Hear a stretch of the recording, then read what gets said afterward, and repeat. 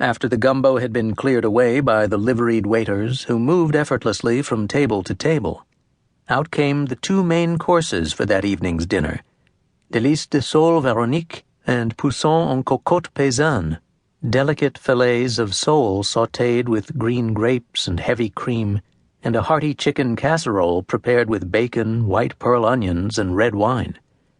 Side dishes of haricots verts nouveaux and pomme Garfield accompanied the main courses, along with carefully matched pairings of fine French wines.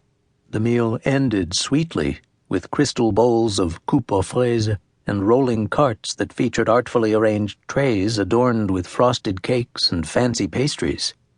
Gil sipped his coffee as the waiters swept away the last of the dishes, looked across the table at Bob, and, for at least another moment, tried to push all thoughts of Nazi Germany out of his mind.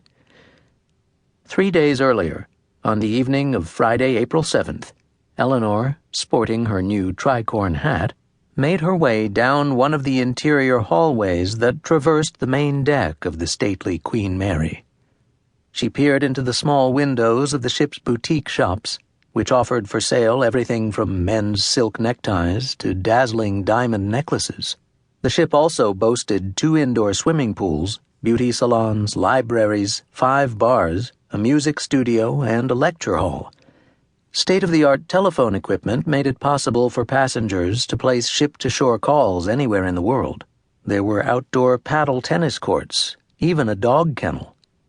The ship truly was a magnificent floating palace, Eleanor thought to herself. A few minutes earlier, she had walked out of Gil's snug but handsomely decorated first-class stateroom so that he could finish a conversation with Louis Levine and a few other men from Brith Shalom who had squeezed into the room to discuss last-minute arrangements. Eleanor enjoyed her stroll around the ship, which had filled with passengers and guests like herself who had come aboard to say their farewells before the ship's evening departure. Gil soon joined Eleanor on the main deck. She lingered in her husband's arms, kissing him goodbye and fighting off an unmistakable chill.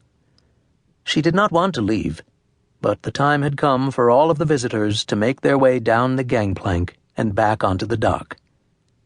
Standing alone on the pier, Eleanor continued to gaze at the ship as it heaved away from its berth and made its way down the Hudson River toward the harbor. Thinking of her husband and Bob Schless, these 2 handsome men who were sailing away, she removed a handkerchief from her purse. I shed a few tears very quietly. I prayed for their safe return, and then went home by myself. Back in Philadelphia, Eleanor received a late-night phone call from Jacob Bilikoff, a prominent figure in Philadelphia's Jewish and business circles. Bilikoff, for many years, had been the executive director of the Jewish Federation of Charities, but had stepped down in early 1937 so that he could focus all his attention on efforts to get Jews out of Germany.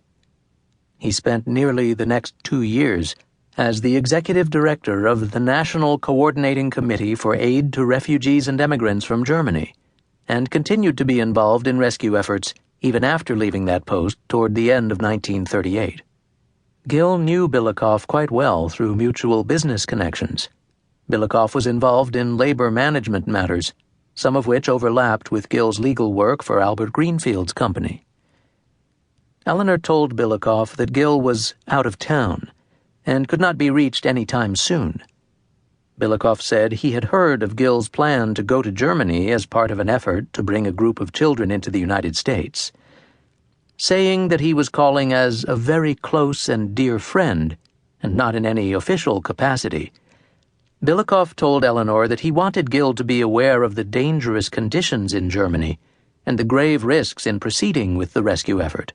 Eleanor continued to hold her tongue. But Bilikoff had another message that he wanted Eleanor to pass along to Gil.